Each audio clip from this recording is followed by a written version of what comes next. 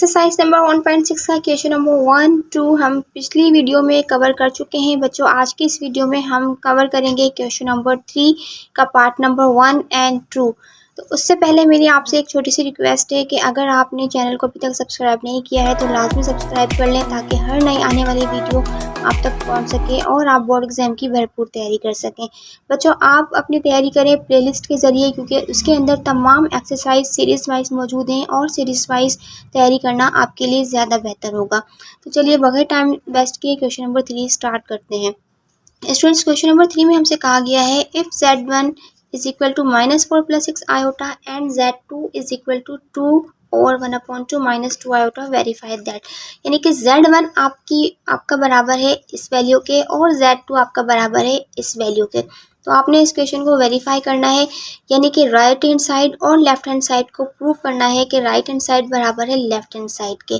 Part 1 में आपसे कहा गया है कि Z1 + Z2 आप करें और फिर उसका कॉन्जुगेट फाइंड करें, तो वो बराबर आना चाहिए sum of Z1 conjugate and Z2 conjugate.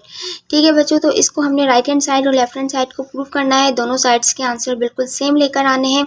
और बच्चों ये जो हमारे पास वेरीफाई वाले क्वेश्चंस होते हैं इनका पीछे बुक में आंसर नहीं होता, तो दोनों साइड्स के आंसर आपने बिल्कुल सेम लेकर आने हैं और यही आपका इस पार्ट नंबर 1 और 2 का आंसर। जी स्टूडेंट्स, क्वेश्चन नंबर 3 का पार्ट 1 आपके सामने है और आप देख सकते हैं कि ये हमारी Z1 की वैल्यू है और ये Z2 की वैल्यू है।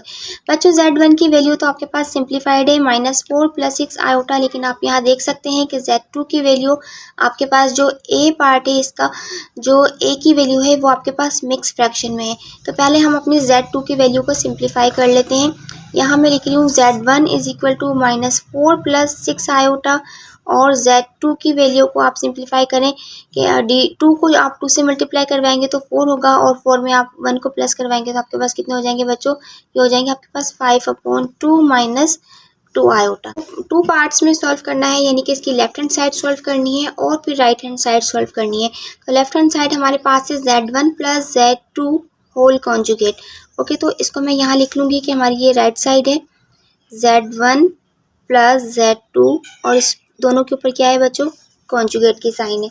ठीक है, तो यहाँ हम अपनी इसमें वैल्यू पुट करेंगे कि Z1 आपके पास क्या है स्टूडेंट? Z1 आपके पास है -4 + 6 आयोटा। तो आपने यहाँ लिख लेना है -4 + 6 आयोटा। फिर ये वाला प्लस आपके पास आ जाएगा और Z2 आपके पास क्या है बच्चों? 5/2 -2 आयोटा।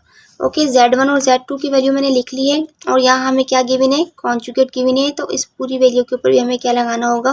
कॉन्जुगेट की साइन लगानी होगी। जी बच्चों, अब आप देख सकते हैं कि आपके पास रियल पार्ट भी मौजूद हैं और इमेजिनरी पार्ट भी मौजूद हैं। तो आप पहले रियल पार्ट को आप एक साथ लिख लें और इमेजिनरी पार्ट को आप एक साथ लिख लें। ठीक है, इसकी अरेंजमेंट हमने सिर्फ चेंज की है अपनी अपनी साइन के साथ। जब आपके पास प्लस या माइनस करना हो बीच में और फ्रैक्शन में वैल्यूज़ आ जाती है तो आप उसको एलसीएम के थ्रू सॉल्व करते हैं। तो इसका एलसीएम क्या होगा बच्चों? नीचे 2 होगा, क्योंकि 4 के नीचे कुछ भी नहीं है तो आप 1 सपोज करेंगे। ठीक है, और 2 और 1 का प्रोडक्ट क्या हो जाएगा? 2 हो जाएगा। अंडरस्टैंड बच्चों? तो ये आपका एलसीएम है। अब 2 को आपने 1 से डिवाइड करवाना है तो आपको 2 ही मिलेगा और 2 को जब आप 4 से मल्टीप्लाई करवाएंगे तो आपको क्या मिलेगा बच्चों? -8 मिलेगा। अगर आपको एलसीएम लेना नहीं आता तो आप मुझे कमेंट सेक्शन में बताएं, मैं इसके लिए भी एक सेपरेट वीडियो बना दूंगी। ठीक है, 2 को 2 से डिवाइड करेंगे तो 1 मिलेगा और 1 को जब आपने 5 से मल्टीप्लाई करवाना है तो आपको क्या मिलेगा बच्चों? 5 मिलेगा। ठीक है, तो और यहाँ पे क्या हो जाएगा? 6 आयोटा प्लस के हैं और माइनस के 2 आयोटा है, तो प्लस माइनस माइनस आपने करना है। 6 आयोटा में से जब 2 आयोटा माइनस होंगे तो आपको मिलेगा 4 आयोटा। ओके बच्चों, और आपने इस पूरे के ऊपर भी क्या लगाना है? कॉन्जुगेट की साइन लगाना है, क्योंकि कॉन्जुगेट अभी हमने सॉल्व नहीं किया। जिस फ्रेंड्स, आपके पास कितने हो जाएंगे? आपके पास हो जाएंगे -3/2 + 4 आयोटा।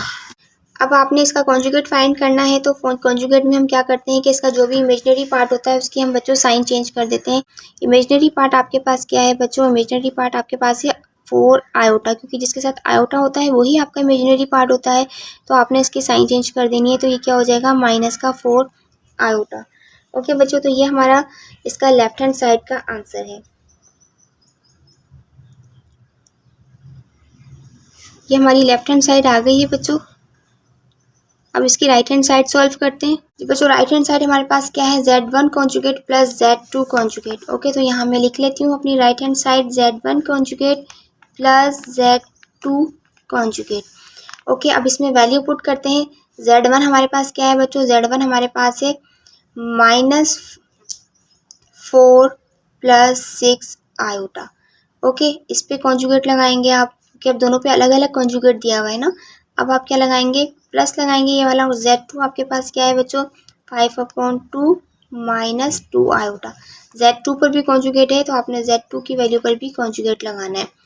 बच्चों दोनों में फ़र्क क्या था कि वहाँ पे Z1 + Z2 के ऊपर होल कॉन्जुगेट था इस तरीके से, ठीक है, यानी कि आपने पहले प्लस करवाया था और कॉन्जुगेट फाइंड किया था। और यहाँ आप देख सकते हैं कि दोनों पे अलग अलग कॉन्जुगेट है, और फिर आपने उन दोनों के आंसर्स को क्या करना है? प्लस करना है। तो आप इसका कॉन्जुगेट फाइंड करेंगे तो बच्चों आपको क्या मिलेगा? कॉन्जुगेट में आपको पता है कि हम इमेजिनरी पार्ट की साइन चेंज कर देते हैं, तो ये आपके पास हो जाएगा प्लस का 6 आयोटा था, तो ये आपके पास हो जाएगा माइनस का 6 iota.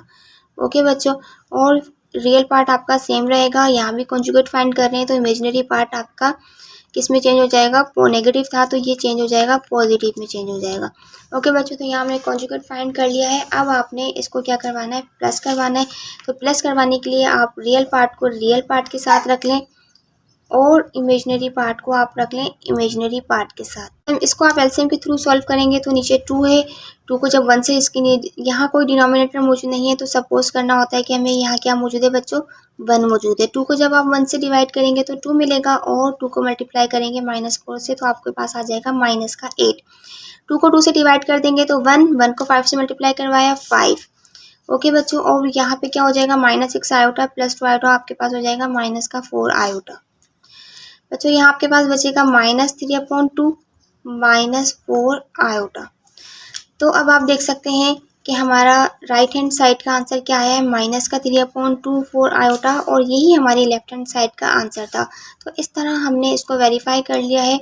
Left hand side is equal to right hand side, और यहाँ आप लिख सकते हैं वेरीफाइड। ओके बच्चों, तो ये हमारे क्वेश्चन नंबर 3 का पार्ट 1 कंप्लीट हो गया। अब हम सॉल्व करते हैं पार्ट नंबर 2।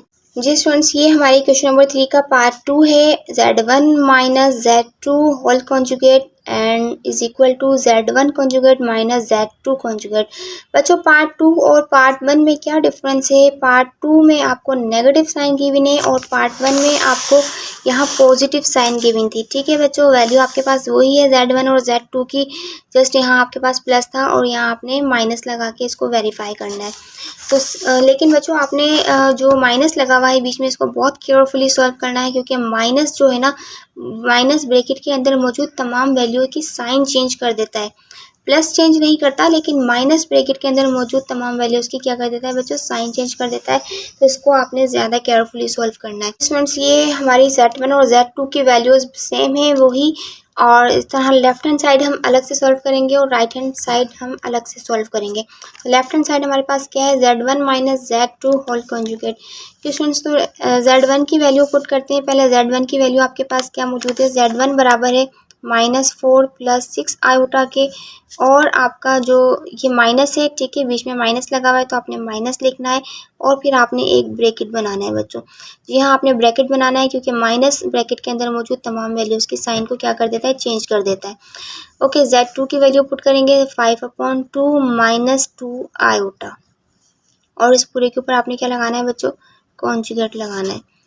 ठीक है, अब आप इसको किस तरीके से सॉल्व करेंगे? सबसे पहले आप इस ब्रैकेट को ख़त्म करें, इस माइनस के साथ मल्टीप्लाई करवा के, -4 + 6 iota, minus plus -5/2 minus minus +2 iota.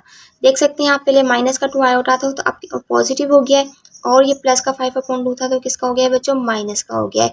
तो इस तरीके से आपने माइनस को केयरफुली सॉल्व करना है। अगर बीच में माइनस लगा हुआ है सेंटर में Z1 और Z2 के बीच में, तो नेक्स्ट जो Z2 की वैल्यू है वो आपने ब्रैकेट में रखनी है, और इस तरीके से ब्रैकेट को माइनस के साथ ओपन करना है।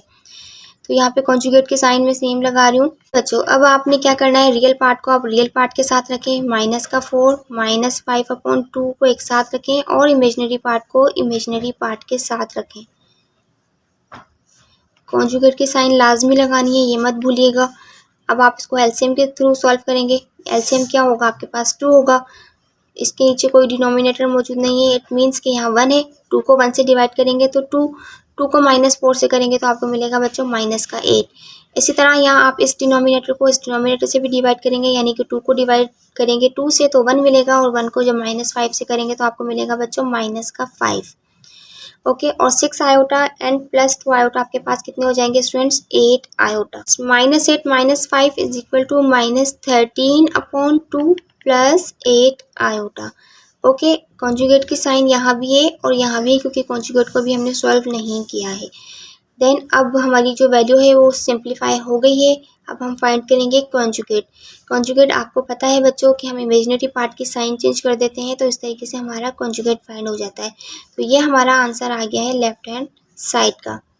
अब सॉल्व करते हैं राइट हैंड साइड। जी स्टूडेंट्स, राइट हैंड साइड हमारे पास है Z1 conjugate minus Z2 conjugate. तो Z1 की वैल्यू क्या है? Z1 की वैल्यू आपके पास है -4 प्लस 6 आयोटा। अब Z1 पे कॉन्जुगेट है तो आपने यहाँ भी कॉन्जुगेट लगाना है, माइनस का माइनस आ जाएगा। और फिर आपने Z2 की वैल्यू लिखनी है, तो Z2 की वैल्यू आपके पास क्या है बच्चों? Z2 की वैल्यू आपके पास है 5/2 -2 आयोटा। ओके, अब Z2 पर भी कॉन्जुगेट है तो आपने यहाँ भी कॉन्जुगेट लगाना है। जी स्टूडेंट्स, अब आप देख सकते हैं कि इनके ऊपर कॉन्जुगेट लगा हुआ है, यानी कि Z1 की वैल्यू पर भी और Z2 की वैल्यू पर भी अलग अलग कॉन्जुगेट लगे हुए हैं। तो पहले अब आपने इनके कॉन्जुगेट को सॉल्व करना है और दोनों के कॉन्जुगेट का जो भी आंसर आया है उसको आपने सब्ट्रैक्ट करवा देना है। ओके, तो इसका कॉन्जुगेट क्या होगा? इसका कॉन्जुगेट होगा -4 -6 आयोटा। ठीक है बच्चों, और यहाँ पे क्या कॉन्जुगेट होगा? यहाँ कॉन्जुगेट होगा, रियल पार्ट आपने सेम लिखा और इमेजिनरी पार्ट की साइन चेंज करेंगे तो आपको मिलेगा 2 आयोटा। तो इस तरह हमने इसके कॉन्जुगेट फाइंड कर लिए। अब आप इसको सिंप्लीफाई करवाएं, पहले ब्रैकेट को रिमूव करवाएं, -5/2 हो जाएगा। माइनस के साथ ये ब्रैकेट ओपन होगा तो माइनस प्लस माइनस का 5/2 माइनस प्लस माइनस का 2 आयोटा। ठीक है बच्चों, अब आपने क्या करना है? रियल पार्ट को रियल पार्ट के साथ रखें और इमेजिनरी पार्ट को इमेजिनरी पार्ट के साथ रखें। यानी कि रियल पार्ट वो होता है जिसके साथ आयोटा नहीं होता, -4, और यहाँ भी -5/2 के साथ आयोटा नहीं है, तो ये आपका रियल पार्ट है।